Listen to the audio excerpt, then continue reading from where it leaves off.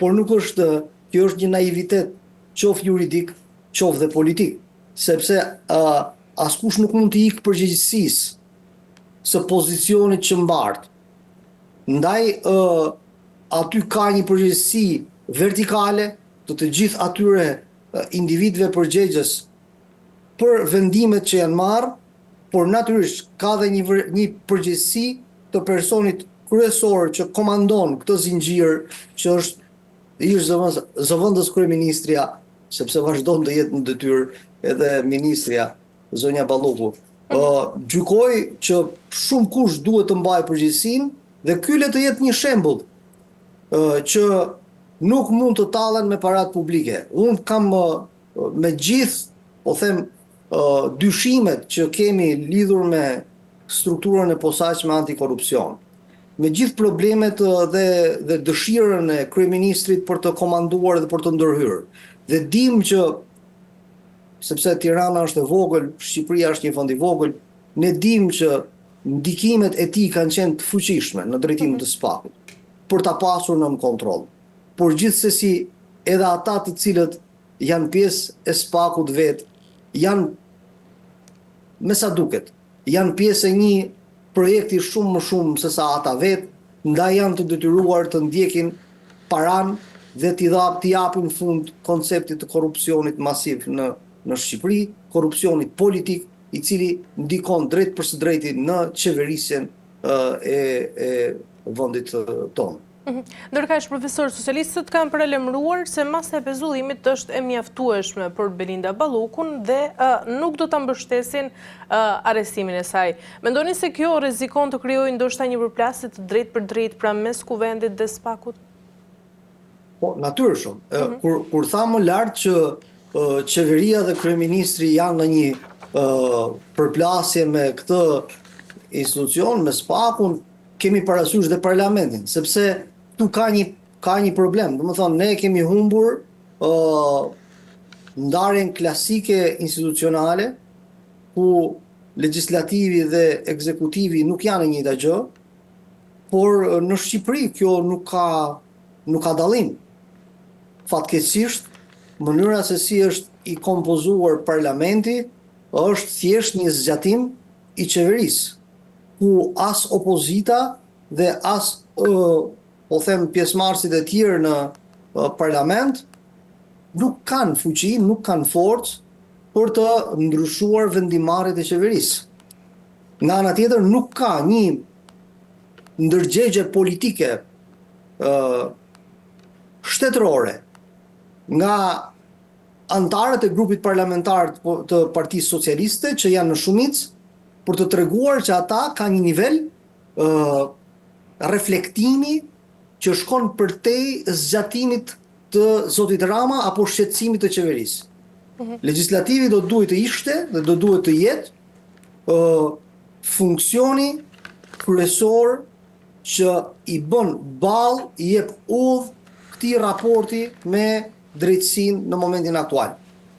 Por gjasat janë që në këto grup parlamentar të Partisë Socialiste të mos ketë asnjë reflektim tjetër përpos vendimarrjes individuale të kryeministit Rama, i cili po e teston, po e jep vetes kohë edhe disa ditë, siç ka bërë në gjithë të kohë, për ta shtyrë gjithnjë më shumë vendimarrjen, megjithëse unë mendoj që do të jetë mjaft e vështirë, qoftë publikisht, qoftë politikisht, që ai ta mbrojë, të vazhdojë ta mbrojë zonjën Balluku, sepse po ju përsëris, projekti i SPAK nuk është e ka të kaluar tashmë dhe atë, dhe është një projekt që i ka të kaluar edhe vetë prokurorët e SPAK-ut, nëse ata do duan të rriqeshin, e kanë të pamundur. Është një rrugë e cila duhet të fitohet domosdoshmërisht nga drejtësia.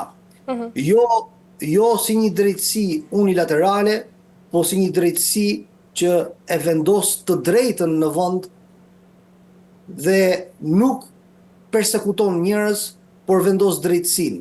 Zoti Rama po e merr edhe pak kohë, kam bindjen që ai grup parlamentar do të veprojë ashtu siç i thot zoti Rama, sepse për hir të vërtetës, siç edhe e kemi parë në këtë kohë, niveli i parlamentit Dhe fatkeqësisht edhe i deputetëve të Partisë Socialiste në këto zgjedhjet e fundit ka lënë për dëshiruar, ka sjellë në parlament një nivel shumë të ulët të përfaqësuesve dhe kjo është një problem shumë i madh, po që i takon një diskutimi tjetër. I qartë. Mirë, profesor, për të mbyllur dy pyetjet e fundit. Ndërkaq prokurorët kanë deklaruar në mbledhje se hetimet tashmë janë në fazën më intensive dhe se mund të ketë sekuestrime të tjera të dokumenteve. Mendoni se këto prova, se këto do të sjellin veprime dhe prova të reja që ndoshta mund të ndryshojnë balancën politike në votimin e 5 marsit, pra kur do të mbahet edhe seanca, dhe mendoni se ky votim do të shënojë një pikë kthese ndoshta për fatin politik dhe penal të zonjës Balluku? Sigurisht, kjo është e qartë. Shiko, si rregull deputetët e Parlamentit të Shqipërisë, të cilët do të votojnë për këtë çështje, do duhet të jenë të pajisur që të gjithë me dosjen. Dhe sepse është normale, kur dikush voton për diçka, do duhet të ketë paraprakisht dokumentacionin përkatës, pra nuk votohet pa njohur përmbajtjen e dokumentacionit. Dhe si rregull, gjithë trupa parlamentare do duhet të jetë e njohur me gjithë dokumentacionin përkatës që të mund të marrë një vendim të bazuar në prova, por edhe në bindjen e tyre personale që krijohet për këtyre provave. Dhe unë mendoj që zonja Balluku e ka mjaft të vështirë ta kalojë këtë, po ju them, e ka shumë të vështirë ta kalojë këtë.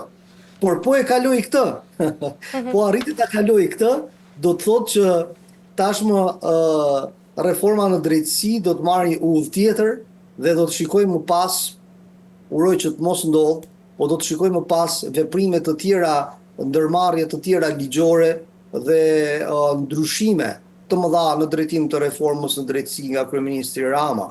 Uroj që ky skenar të mos realizohet. Shoqëria shqiptare nuk e dëshiron këtë, sepse besimi ndaj drejtësisë së re, pavarësisht rënjes që nga momenti kur ka filluar si proces, pavarësisht se ka rënë, nuk është mos i njësoj si në fillim, por besimi është absolut, pra krahasuar me çdo institucion tjetër apo edhe me çdo ndërmarrje tjetër publike në Shqipëri. Ndaj drejtësia është një nevojë, drejtësia në fakt është një e drejtë që duhet ta kemi të garantuar që të gjithë, dhe nuk është normale që të mbrohen përmes imunitetit apo përmes mekanizmave të tjerë politikanë, të cilët prezumohen të pafajshëm deri në momentin kur vërtetohet, por që mekanizmat e mbrojtjes politike nuk mund të jenë ato që përcaktojnë fajsin apo pafajsin e një funksionari publik. Kështu që kjo është një moment decisiv, shumë i rëndësishëm, kritik për reformën në drejtësi, por edhe për qeverisjen në vend.